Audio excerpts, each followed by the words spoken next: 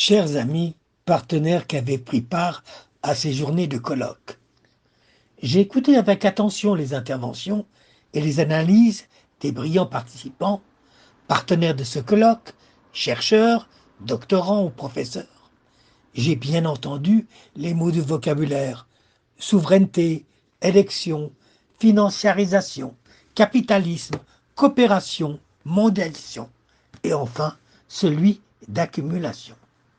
Toutes ces déclarations que vous avez présentées en experts et chercheurs reconnus dans le domaine économique, social et du droit politique, tant marocain qu'africain, ont exprimé des convictions que je suis prêt à partager ou m'en approprier. Pour parler du développement et de la démocratie aujourd'hui avec vous et dire autrement, je choisirais un autre vocabulaire. Habitat, village, école, potager, route, alimentation, verdure, ruralité, éducation, métier, culture vivrière, élevage, accès à l'eau et aussi propreté, mesures de précaution, de prévention de soins aux hommes, à la nature et à tout le milieu vivant de notre environnement avec lesquels nous partageons quotidiennement notre existence. Pour parler du développement et démocratie, et je dirais autrement, ce que nous vivons, ce que nous observons de nos yeux tous les jours autour de nous, que l'on nous montre d'un monde qui s'enfonce dans l'insouciance et l'inutilité du luxe,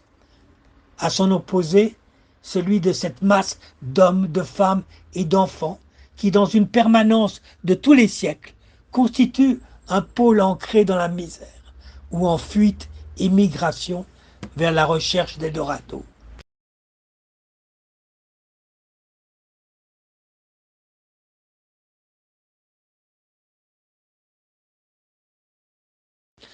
Quand j'entends prononcer développement et démocratie, j'aimerais le dire avec nos capacités, non seulement celle d'observer, de critiquer les dysfonctionnements, mais par efficacité nous engager dans des solutions cohérentes qui sont les modifications des méthodes et des moyens de travail, des méthodes et des moyens de santé, des méthodes et moyens de se financer et surtout aux moyens de capacité d'agir. Car c'est bien le mal qui n'a cessé de ronger nos sociétés. Tous les pouvoirs et obstacles qui nous empêchent de parvenir au changement et dont le point focal est la capacité d'innovation, de chercher,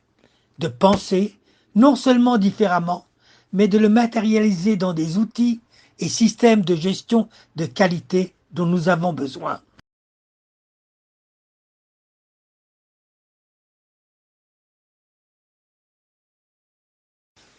Oui,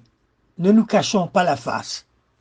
En Afrique, on est encore resté aux petits ânes, aux femmes qui portent sur leur tête les récoltes, à l'absence d'énergie, au manque d'outils agricoles et de production, aux carences du matériel, y compris pour les soins médicaux et les diagnostics.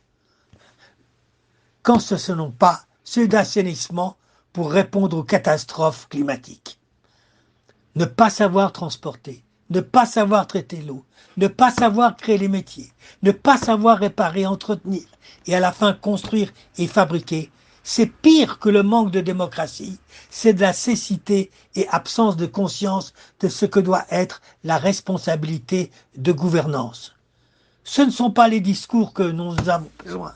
pas de charte, pas de dorme, pas de projet pharaonique,